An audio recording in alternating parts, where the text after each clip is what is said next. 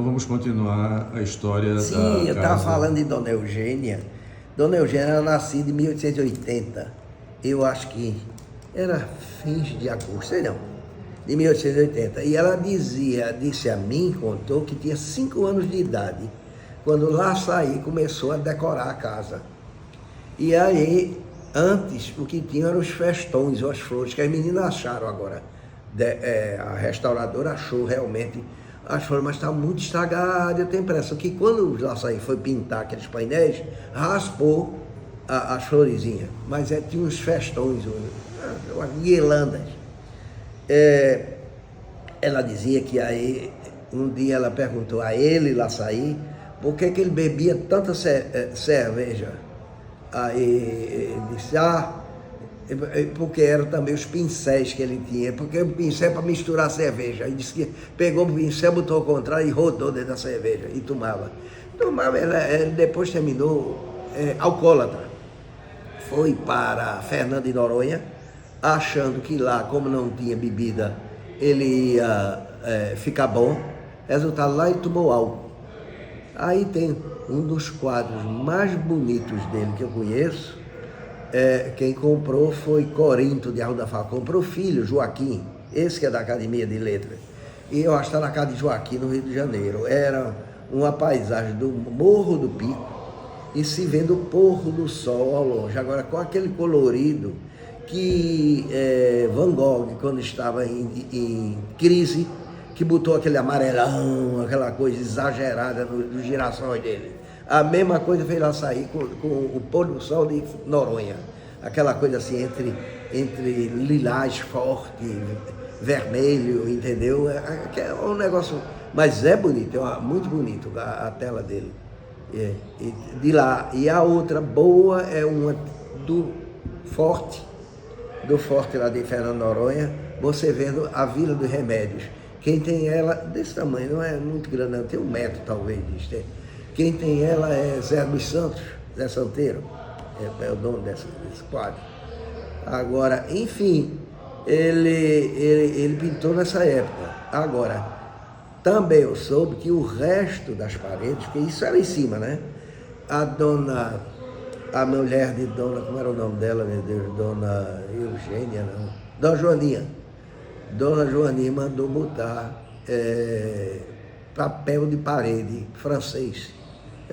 Tanto que era uma coisa meio assim esquisita. Tinha o listado do salão de baile, era todo listrado, não só as listas. Lá em cima tinha os medalhões, tinha um rapaz com uma moça, como se fosse um casal, e tinha um bandolim, uma flauta. Era assim, eram representações de música, um mini piano pintado, representações da música, porque era a sala de dança, aquela grande ali. Pronto. E aí foi o que ele fez. Quando foi já as filhas de Malaquias, já estavam moças feitas, já grandes, Malaquias construiu aquele chalé que tem ao lado, que era a casa de saúde psiquiátrica. Pronto, construiu aquele chalé que tinha a placa burramente arrancaram, quer dizer, ainda era casa psiquiátrica quando arrancaram a placa. Tinha 1891, lá em cima, a plaquinha. Aí ele foi morar ali, Malaquias, com Dona, meu Deus, acho que é a Dona Joaninha, a filha do barão e mulher dele. Enfim, todas as filhas de Malaquias, os 2 filhos homens morreram. Um com 14, outro com sei lá, 16 anos. Torquato e Malaquias. Todos os 2 tem o retrato dele lá na academia, ele jovem. Todos os 2 morreram, ficaram as 4 moças. Todas elas estudaram na Europa. Agora é aquela história, ficaram umas bonequinhas assim, muito requintadas, mas praticidade para a vida não teve. Pronto, essa é a história. E Dona Luizinha, que era a caçula, esta passou 12 anos na Europa, coitadinha, estudando. Dona Luizinha, essa, como viajou na época um primo delas, Estevão Borges Leal Castelo Branco, Aí ela terminou casando com um primo. Pronto, foi Dona Luizinha que conseguiu que a academia fosse desapropriada. Porque a turma fica dizendo, não foi Paulo Guerra coisa nenhuma. Se não fosse Dona Joninha ser viúva de Doutor Estevão, primo legítimo dela, e Estevão era tio do Marechal Castelo Branco, aquilo não tinha sido feito. Porque aí Castelo mandou dar dinheiro, entregar a verba orçamentária para a Caixa Econômica, e Paulo Guerra foi que aqui se entendeu com a Caixa e desapropriou. Pronto. Mas foi tudo feito por conta de Dona Luizinha, que era tia afim e prima de Castelo Branco. E eu me lembro que quando eu estive no Rio em 67, eu acho, ela estava viva. Dona Eugênia morreu exatamente nesse ano. Dona Eugênia morreu no sábado de carnaval. Agora as coisas da vida, não bote aí não. Bom dia, tudo bem? A pobre morreu no sábado de carnaval e a turma enterra, tudo que enterrasse para poder ir para o baile de noite, a festa de noite.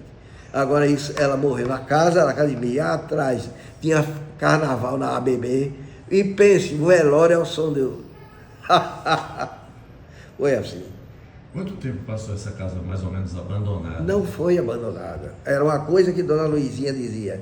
Enquanto Geninha, que era a sobrinha, enquanto Dona Eugênia era casada com André Cavalcante Albuquerque, Pontual, ele tinha Pontual no nome, Cavalcante Albuquerque. Então ele era da usina Mercês. E o avô dele, que foi ministro do Supremo, presidente do Supremo, cuja mulher se chamava Maria das Mercês, por isso que ele botou o nome da usina de Mercês, era o dono da usina. E seu André era casado com Dona Geninha.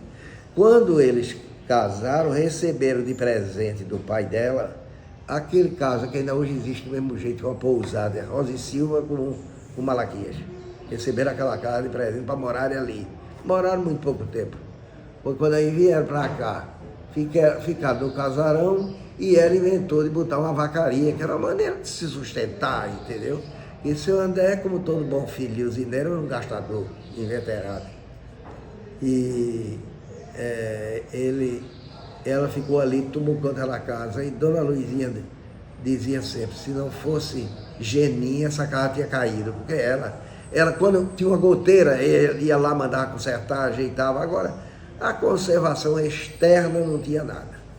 Agora, outra coisa que infelizmente o doutor Ayrton mandou arrancar, a escadaria aqui, Ayrton da Costa Carvalho, o chefe de inferno aqui. Ele arrancou a escadaria, que era muito bonita, que ia lá para o Torreão, porque aí parava no primeiro andar, tinha um batentão no primeiro andar para entrar para uma sala de espera que tinha muitos livros ainda do Barão Rodrigues Mendes e tudo, e o quarto dele, ali era assim, era o quarto dele e uma sala de descanso. E depois ela subia, fazia uma volta lá por trás até em cima da caixa d'água, que tinha um mirante. Dizem que era muito bonita a vista ali, não tinha prédio, né? Devia ser mesmo, tudo verde.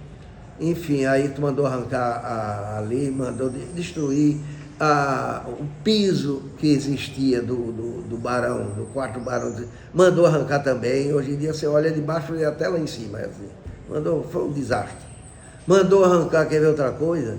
Todas aquelas portas que davam para fora, todas tinham um gradil muito bonito.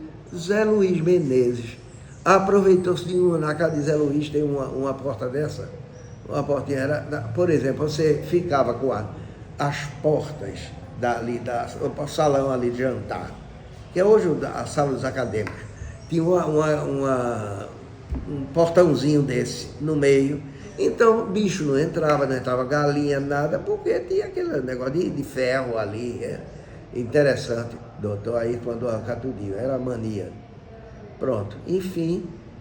De certa maneira, sim, ainda pior, o crime maior foi ter derrubado toda a puxada. Quem tinha feito a puxada foi o dinheirinho do barão em vida dele, mas feito para botar o genro. Aí acabou com a puxada, era tanto. entre o interessante castelo, que entre um quarto e outro, cada quarto tinha praticamente 3 portas, uma dando para dentro do outro e a porta que dava para o corredor. Então, entre as portas que davam um para o outro, tinha um gradil para a circulação de vento. E nesse gradil no meio tinha RM, Rodrigues Mendes. Não sei o que fizeram essas grades, não tenho a menor ideia. Enfim, a casa depois fizeram começou a restauração com Linaldo Show de Medeiros. Foi ele que mandou tirar o telhado, aliás, o engenheiro dele, e botaram um plástico. Aí veio uma chuvada, a chuva entrou e foi um estrago danado que fizeram ali. Enfim, e Dona Zeninha foi morar exatamente aquelas casas de defronte, todas eram do Barão. Até aquela que foi conselho do Cultura, alguma coisa ali. Até aquela exatamente em frente a Malaquias, tudo era dele. A coisa de uns 4 anos atrás, saiu um edital do jornal chamando tudo que era parente daquela família, por conta daquela casa da ponta, aquela mesmo da ponta que dá fundo para o rio, em cima do rio. Por conta daquela linha, porque nunca tinham feito, a casa tinha sido vendida desde 1940 e nunca fizeram escritura. Então estavam fazendo o juiz convocando aquele povo, se não aparecesse, ia fazer uma escritura, eu acho, judicial, né? Enfim, era assim. E tinha outra para cá, que foi muito tempo o Clube da Trama hoje, foi do Clube da Trama. E se a memória não me falha, o Esporte é Santa Cruz, acho que Esporte. Era justamente, ficava encostado com o sítio da Jaqueira, que era do pessoal de Ramos da Costa, da usina Salgado. Pronto, era esse pessoal. Agora, a casa, felizmente, teve umas coisas que retornaram, por exemplo, aquele lampião que tem na frente, tinha botado, acho que dentro do lago que tinha um lago ali. Aí eu acho que derrubaram. Enfim, tinha um caramanchão que foi uma grande besteira que fizeram, porque era exatamente na esquina com a Malaquias, você subia 4 degraus, aí tinha aquele lugar cheio de banco, encostado, banco de cimento, né, trabalhado. Assim, encostado assim no L, que era para poder as meninas ficarem sentadas ali no fim da tarde e ver o bonde passar, né, ver se arrumar, quem sabe, arrumar marido. Derrubaram também, arrancaram. Olha, foi muita coisa que eu sou conservador por excelência para essas coisas. A gente tem que deixar para mostrar o que é uma época, entendeu? Agora sim, e ele mandou fazer também em ferro umas alamendas, porque ele tinha muita barreira.